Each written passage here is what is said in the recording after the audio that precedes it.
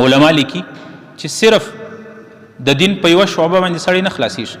عباداتو ته ملا تړلې ده، نور نه د همسایه حق ور معلومیږي، نه د یو عالم حق ور معلومیږي، نه د مور حق ور معلومیږي، نه د پلار حق ور معلومیږي، نه د مشر حق پر ځای کوي، نه د چا غریب حق ته ګوري، نه همسایه ته ګوري، چاته نه ګوري.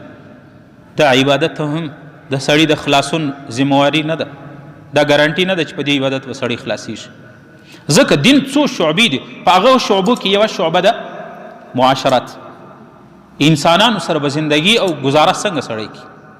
وقضا ربک الا تعبدوا الا ایاه، عبادت به صرف تنها د یو الله سړی کی، د الله سره د عبادت شریک نست. د عبادت څخه بعد بیا معاملات، دلته الله رب العالمین معاشرات مقدم کړل او په معاشراتو کې د ټولو انسانانو سره گزاره کې د ټولو سره د والدینو ذکر وکړه، او د الله د عبادت وروسته به بیا وبالوالدین احسانا، د مور او پلار سره به احسان کې، د مور او پلار، او دا د الله تعالی حکم دی، د پروردگار حکم دی. او قرآن کې الله تعالی فرمایي اکثره عموما داسې مور او پلار چې ځوانانی اولاد ورته محتاج، اولاد محتاج تی نه ویني کوچنیان چې د هغه نان و نفقه و روزي و ډوډۍ و خوراک و دارو علاج معالجه ډاکټر کالی اختر راځي، پلار غریب په خپله کالی کړي یا نه کړي، د اولاد دپاره جوړوي که نه جوړوي، خپله چپلۍ اخیستې یا نه اخیستې د بچي دپاره اخلي. خو چې کله مور و پلار بوډاتوب ته ورسېدل، ضعیف اسول، کمزور اسول، اولاد ځوانان سو، اوس حکم دا دی چې اولاد به د مور و پلار سره احسان کی، د مور و پلار خدمت بکی. قرآن کې الله تعالی فرمایي واما یبلغن عندك الكبر احدهما، کچیر مور و پلار دواړه یا یو بوډاتوب ته ورسېدل، بوډاګان سو، فلا تقل لهما اف، انور خبرې څه کوي چې مور و پلار ته بد رد څوک وایي، یا مور او پلار ورته وایي بچیه دا کار وکړه، دی لاس وغورځوي نه کوم. په مجلس کې بابا ته وایي، هغه یو خبر ورته وکړي، بابا ستا اوس مازغه کار نه کوي، ته اوس کمزورې سوې، په مجلس کې خبرې دې نه دي زده مې کوه. نه نه نه نه نه، د دې په اسلام کې قطعا گنجائش نشته، حرام دی چې داسې روش څوک د اولاد د پلار او د مور سره کوي. قرآن وایي فلا تقل لهما اف، یو شی باندې دی مصیبت در رسېدلی دی، په یو شي باندې خوابدي سوی، یو تاوان درته رسېدلی دی، یا دغسې ستړی د ورځې د مور و پلار په مخ کې چې راسې اف بله نه وایي، په دې باندې د مور و پلار زړه ځورېږي. ولا تنهرهما، په مجلس کې به مور و پلار نه رټې. وقل لهما قولا کریما، الله تعالی وایي خبرې چې کوې دا موږ ته طرز راښیي د مور و پلار سره، د مور و پلار سره چې خبره کوې په ډېره نرمه لهجه به کوې، په ډېره نرمه لهجه به کوې مور و پلار سره.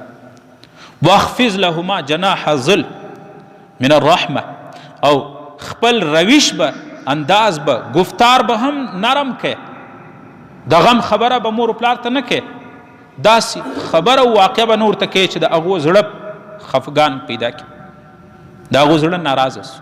د یو شي امر یې درته وکړي، دی به نه ورته وایه چې بابا که خو نو ستا راته وویل که نه ولکه مې کړی وی، دا کار ولکه د کړو دی، یا موره تا راته وویل که نه دا کار خو د کړو نه دی، بس وبه کم، دا دی د خدای حکم نه کوي پر ځای. واخفض لهما جناح ذل من الرحمه، چې یو امر یې درته وکړي فورا به وایه بابا که څومره بهترینه خبره دې وکړه، اوس یې ګوره چې وکړه فورا. او د احسان هغه به نه کوي چې بابا نو تا راته وویل ومې کوي که نه مې کوئ، نه. او بل چې مور و پلار وفات سي یا ژوندي وي، په دواړو حالتو کې چې کله د عبادت وکړي، کله د صدقه وکړله، کله د تلاوت وکړي، کله د نوافل وکړل، کله د عمره وکړله، کله د حج فارغ شوې، کله د قرآن کریم تلاوت وکړي، یو بهترین عبادت وکړي، دا عبادت الله رب العالمین وایي هله قبلوم چې ته په دې عبادت کې د مور و پلار برخه جوړه کړي. وقل رب ارحمهما کما ربیاني صغیرا، ای الله د دې عبادت اجر زما مور و پلار ته ورسه، ای الله لکه څنګه په کوچنیوالي چې دوی په ما باندې رحم کوي، د شپې به ټوله شپه ما ژړل، مور به راته ناسته وله، زما خدمت به کوي، پلار به زما د وجې په آزار او په تکلیف به ولو، ټوله شپه به رونه کله.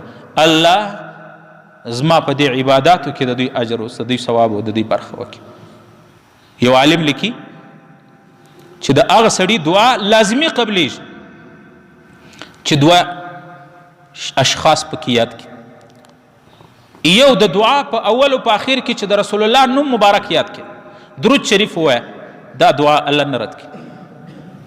رسول الله په خدای دومره ګران دی چې د ده په واسطه باندې ته یو خپل حاجت الله ته وړاندې کې، الله رب العالمین د رسول الله د خاطره ستا دا دعا نه لري کړي.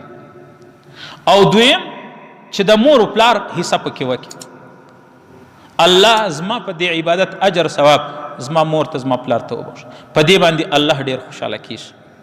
په دې دوه هغه باندې علما لیکي چې د گفتار د خبرو کول انداز الله موږ ته راښولی دی، عام مسلمانانو سره جلا، لیکن خاص د رسول الله سره چې خبرې او گفتار کې په نرمه لهجه به کې، خاموشي به کې، خپل اواز به د پیغمبر د اواز سره نه پورته کې. د پیغمبر نامابات د پیغمبر وروسته مور و پلار دي. وقل لهما قولا کریما، د مور و پلار سره به ډېر نرمه لهجه کې. لیکن واورئ کچیرې والدین مور و پلار ناراضه سو، د ورځې 1000 رکعته نفل کوه، د ورځې یو قرآن ټوله شپه نفلونه کوه، چې مور او پلار ناراضه والله العظیم که د جنت بوی در سجمو سي. په الله مې دې قسم په عرش الهي باندې الله په خپل عرش در څخه په غوسه دی، ناراضه دی.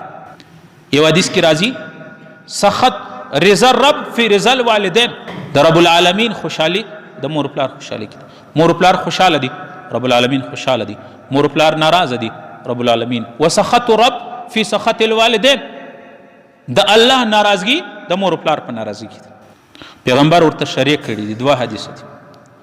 یو حدیث کې نبی علیہ السلام وایي رغم انف رجل، د هغه سړي دی پازه موږ وایي خاورې دې په خلص، پښتانه وایي د عربو شرا ده د رغم انفو، موږ پښتانه شرا کوي د پلانې دی خاورې په خلص وایي که نه وایي، دا ښځې وایي خاورې دې وخوري،